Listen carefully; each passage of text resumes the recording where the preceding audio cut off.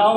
अल्लाह ताला फरमाता है कि पहले मुझसे डरो फिर सच्चों के साथ हो जाओ। तो मैं आपको कहना चाहता हूँ आप जरा ये सोचो दुनिया में सच्चे कौन है। अगर दुनिया में आपको सच्चा तलाश करना है, अगर आपको दुनिया में सच्चा रिसर्च करना है, आपको अगर दुनिया में सच्चे को ढूंढना है तो पहले मेरे आका के पास जाना होगा। क्योंकि कायनात में अल्लाह ताला ने अपने महबूब से ज़्यादा हसीन व जमील, अपने महबूब से ज़्यादा सादिक, अपने महबूब से ज़्यादा जमील, अपने महबूब से ज़्यादा जलील, अपने महबूब से ज़्यादा क्या कहते हैं कि हबीब जैसे मेरे महबूब से ज़्यादा प्यारा अल्लाह ने किसी को नहीं बनाया। उसके बाद अगर आपको सच्चा ढूंढना है तो अबू बकर के पास जाओ।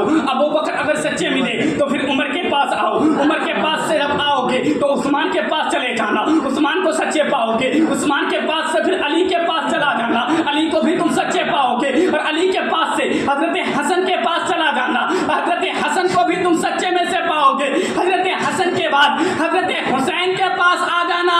और अगर तुम्हें इतना ही सच्चे ढूंढना है, इराक के सरजमीन पे जो गौसे आजम बैठे हैं वो अली के बेटे का बेटे हैं, उनके दामन को पकड़ लेना। दुनिया के जितने आजकल सच्चे हैं सबसे सच्चों का सच्चा है तो मेरे गौसे आजम। सुभान अल्लाह। अल्लाह ताला फरमाता है कि मुझसे डरो और सच्चों के साथ हो जाओ। सच्चे कौन है? अगर दुनिया में हम देखने जाए, अगर किताबों का मुताला करते हैं तो सच्चे सहाबा इकराम को पाते हैं, सच्चे औलिया इकराम को पाते हैं। जैसे नबियों के सरदार हमारे आका तमाम फरिश्तों के तमाम कायनात के सरदार बना के रहमतुल्लिल आलमीन बना के जैसे अल्लाह ने अपने हबीब को भेजा है, इसी तरह तमाम वलियों के सरदार बना के अगर किसी को भेजा है तो वो गौसे आजम गिलानी बोलिए। ऐसा वैसा नाम नहीं है गौसे आजम का, ऐसे पीर नहीं बन गए हैं। जो अपने माँ के पेट से अपनी माँ की हिफाजत करे उसे कहते हैं गौसे आजम। सुभान अल्लाह। जो अपने माँ के पेट में रहकर अपनी अम्मी की हिफाजत करे, आप कहते कैसे हिफाजत कर सकता है हजरत? कैसे हिफाजत करे? एक बच्चा अपने माँ की शिकम में रहकर अपनी माँ की हिफाजत कैसे करे? वाक़या ये आता है, किताबों में लिखा जाता है, लिखने वाले लिखते हैं कि मेरे गौसे आजम की अम्मी जान है तो एक दरख्त के करीब सेब तोड़ने जाती है। शायद कि आप लोग सुने भी होंगे, पढ़े भी होंगे। मेरे गौसे आजम की अम्मी जान है जो सेब तोड़ने के लिए दरख्त के करीब जाती है और जाने के बाद उस दरख्त के बगल में एक सांप सोया हुआ रहता है और उस सांप के नीयत में थोड़ी सी तब्दीली पैदा हो जाती है। वो सांप चाहता है कि मैं इसे डस लूँ। उसी वक्त मेरे गौसे आजम अपने अम्मी के पैर में लात मार देते हैं और अपने अम्मी के पैर में दर्द शुरू हो जाता है। वो वाक़या कब हुआ? जब मेरे गौसे आजम पैदा हुए अपने अम्मी को बता रहे हैं, ए अम्मी जान क्या आप जानती है? कहा कि क्या हुआ? कहा कि पेट में रहकर तुझे हिफाजत करने वाला अगर कोई है तो तेरा बेटा गौसे आजम है। कहा कि कैसे? कहा कि ऐसी बात है, आप सेब के दरख्त के करीब गए थे, वहाँ आपको सांप डसने वाला था, मैंने आपके पेट में लात मार दिया, आपके पेट में दर्द होना शुरू हो गया और आप वहाँ से चले आए, इसी तरह मैंने आपको बचा लिया। इसी तरह इसे कहते हैं गौसे आजम। देखिए आजकल नए नए हलाल की कमाई हो रही, क्योंकि जिसके घर में वो हराम का हमेशा लुकमा खाता है और सोचे कि मेरे घर में कोई वली पैदा होगा, ये जिंदगी में हो नहीं सकता है।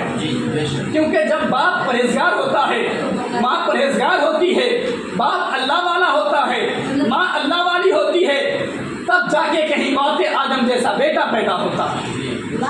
जब माँ बाप अच्छे होते हैं तो औलाद भी अच्छे होते हैं। आजकल आप जाइए डॉक्टर के पास, जब औरत प्रेग्नेंट रहती है, जब औरत हामला रहती है, डॉक्टर के पास अगर औरत जाती है तो डॉक्टर बस यही मशवरा देता है कि आपको फल फ्रूट खाने की ज़रूरत है, आपको ये फला चीज़ खाना मना है, आपको ये चीज़ खाना, आपको वो चीज़ खाना।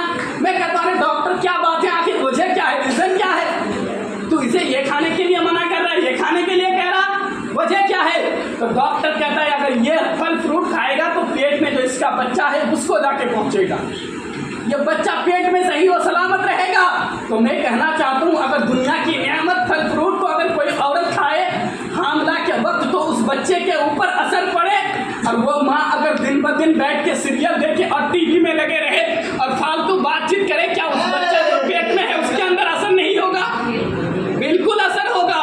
बच्चा खराब होता है तो अपनी माँ और बाप की वजह से होता है। जिसका नस्ल अच्छा होता है वो फल भी अच्छा होता है उसका। जिस दरख्त में आपने खाद ही सही से नहीं दिया, जिस दरख्त को आपने सही से पाला पोसा ही नहीं और उम्मीद करते हैं कि बड़े होकर वो दरख्त हमें अच्छा खासा फल देगा, या आपकी गलत फहमी है। क्योंकि पहले अपने आप को अच्छा होना है। दुनिया में अगर भलाई चाहते हो, पहले आप कहते हैं कि हम लोग हमें बुरा कहते हैं, मैं कहता हूँ नहीं, हमें लोग बुरा कहते हैं तो हमारे अंदर कुछ खामी है। पहले अपने आप को सुधारो। जिस दिन तूने अपने आप को सुधार लिया, जिस दिन तूने गौसे आजम का नारा लगा, तो बहुत लोग रहे हैं कहते हैं कि अलमदद या गौसे आजम, क्या गौसे आजम की दामन नहीं छोड़ेंगे, आला हजरत का दामन नहीं छोड़ेंगे, ख्वाजा मोइनुद्दीन चिश्ती का दामन नहीं छोड़ेंगे, अशरफ क्या कहते हैं कि अशरफी की दामन नहीं छोड़ेंगे। तमाम वलियों का नारा लगाना अलग बात है। सिर्फ तुम नारा लगा कर चीख चीख कर अपने गले को फाड़ कर कहते हो कि मैं गौसे आजम का मानने वाला हूँ, आला हजरत का मानने वाला हूँ, ताजुश्शरिया पर जान निछावर करने वाला हूँ, और क्या कहते हैं बुजुर्गाने दीन के लिए अपना जान देने के लिए तैयार हूँ। तो मैं कहता हूँ जरा ये बता, क्या कभी किसी बुजुर्गाने दीन ने शरीयत मुस्तफा को छोड़ा है?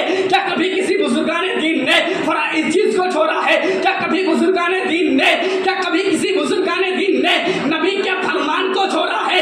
आजकल तुम नबी के फरमान को तर्क कर रहे हो, आज तुम नबी के सुन्नतों को रोकते हुए चले जा रहे हो, आजकल तुम उलमाए किराम की फैजिया उड़ाते चले जा रहे हो, आजकल तुम माँ बाप के अदब को छोड़ रहे हो और कहते हो हम गौसे आजम वाले हैं। मैं कहता हूँ नहीं, तू गौसे आजम वाला हो ही नहीं सकता। जिस दिन तेरे अंदर गौसे आजम की किरदार पाई जाएगी, उस दिन फख्र के साथ सर को उठा के नारा लगा के कह देना कि हम भी गौसे आजम वाले हैं। ऐसे कभी वली नहीं बना जाता। वली बनने के लिए भी ना अपने आप को सही करने की सख्त ज़रूरत होती है। हम तो हराम के लुक़मे दिन ब दिन खाते हैं, हराम के लुक़मे में पले बड़े हैं। बहुत सारे लोग हैं, हर घर में आजकल देखा जाए कि हलाल कमाई के पीछे लोग बहुत भागते हैं, हराम कमाई के पीछे ज़्यादातर भागते हैं, और आखिर में जाके सोचते हैं कि मेरा बेटा अल्लामा बन जाए, मेरा बेटा मुफ्ती बन जाए, मेरा बेटा परहेज़गार बन जाए। कभी नहीं हो सकता है, क्योंकि दरख्त जैसा होगा फल भी वैसा होगा। इसीलिए पहले अपने आप को सुधारो। मेरे गौसे आजम कौन है? मेरे गौसे आजम, मैं आपको बताता चलूँ कि गौसे आजम के किरदार क्या है। आज अगर हमें कोई थप्पड़ मारे उठा के हम उसे 3 थप्पड़ लगाते हैं, अगर आज हमें कोई गाली दे तो हम उसे 3 डबल गाली देते हैं। आज अगर हमारा कोई खराब सोचे तो हम उससे 3 गुना ज्यादा उसके बारे में खराब सोचते हैं। आज अगर हमारे रास्ते में कोई खड़ा हो जाए, हमारा रास्ता रोके, तो हम उसके लिए 4 मरतबा रास्ता रोकने के बारे में सोचते हैं। लेकिन कौन है गौसे आजम? चलो बगदाद की सरजमीन में चलते हैं और जाके पूछते हैं कि गौसे आजम कौन है, तो आपको पता चलेगा। मेरे गौसे आजम के ज़माने में एक गवैया था। गवैया उसे कहा जाता है जो गाना वगैरह गाया करता था पहले ज़माने में। पहले ज़माने में वो गाना वगैरह गाया करता था। उसकी आवाज़ बड़ी खूबसूरत थी, उसकी आवाज़ में मिठास पाई जाती थी। उसकी आवाज़ को सुनकर लोग उसके तरफ मुतवज्जे हो जाते थे, लोग उसके तरफ खींचे चले जाते थे। एक दिन वो गवैया रास्ते में खड़ा होकर अपने मस्त मगन में गाना गाता था और लोगों को अपनी तरफ खींचता था। लोग एक बार निकल जमा हो रहे थे। मेरे गौसे आजम वहाँ थोड़ी देर रुके और रुकने के बाद उस गवैये के गाना को सुना। गाना सुनने के बाद मेरे गौसे आजम वहाँ ठहर गए। गाना जब खत्म हुआ, वो गवैया जब घर की तरफ जाने लगा, मेरे गौसे आजम उसे रास्ते पर रोकते हैं। रोकने के बाद कहते हैं, ए गवैया जरा तो इधर तो आ। कहते हैं कि क्या बात है? कहा कि तू जो ये गाना गा रहा है, अल्लाह ने तुझे आवाज़ बड़ी प्यारी दी है, तो इस आवाज़ से गाने ना गाया कर, बल्कि नाते नबी गुनगुनाया कर, तो अल्लाह भी राज़ी हो जाएगा, रसूलुल्लाह भी राज़ी हो जाएगा। बोला सुभान अल्लाह।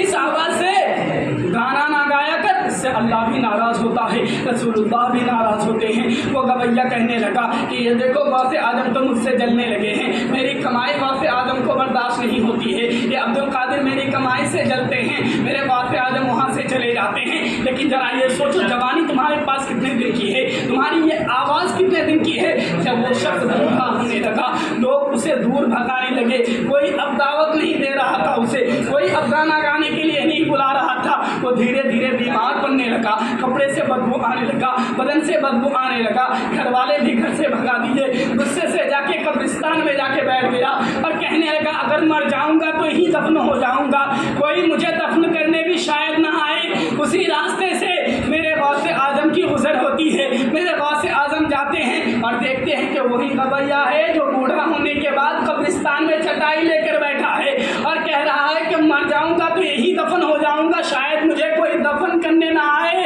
میرے غوث اعظم گھر جاتے ہیں اور ایک تھیلی میں اشرفی کو بھرتے ہیں اور ایک مرید کو دے کر بھیجتے ہیں اور کہتے ہیں بیٹا جاؤ یہ اشرفی کی تھیلی قبرستان میں فلاں بزرگ بیٹھا ہوا ہے، فلاں بوڑھا آدمی بیٹھا ہوا ہے، اس کو جا کے دے دینا اور یہ نہ کہنا کہ غوث اعظم نے دیا ہے، بلکہ کہنا کہ کسی نے تحفہ دیا ہے۔ وہ شخص آ کے، وہ مرید آ کے جب دیا وہ رونے لگا، کہنے لگا کہ ذرا ایک کو بتاؤ، یہ پورے عراق میں، پورے بغداد میں کسی نے میری نہیں سنی، کسی نے مجھے ایک وقت کا کھانا نہیں دیا، یہ کتنا مہربان، اتنا مہربان کون ہے جو میرے لیے اشرفی کی تھیلیاں بھیج رہا ہے؟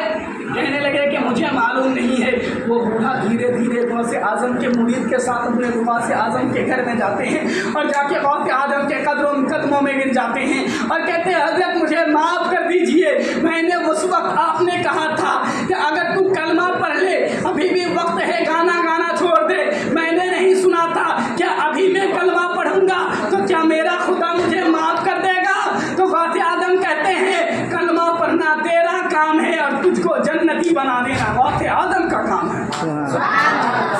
غوث اعظم میری آواز پھنسی ہوئی ہے، اچھی نہیں، مطلب آواز پھنسی ہوئی ہے، بولنے کا من نہیں ہے، یہی سے میں اپنی گفتگو کا اختتام کرتا ہوں، میرے بولنے میں اور آپ کے سننے میں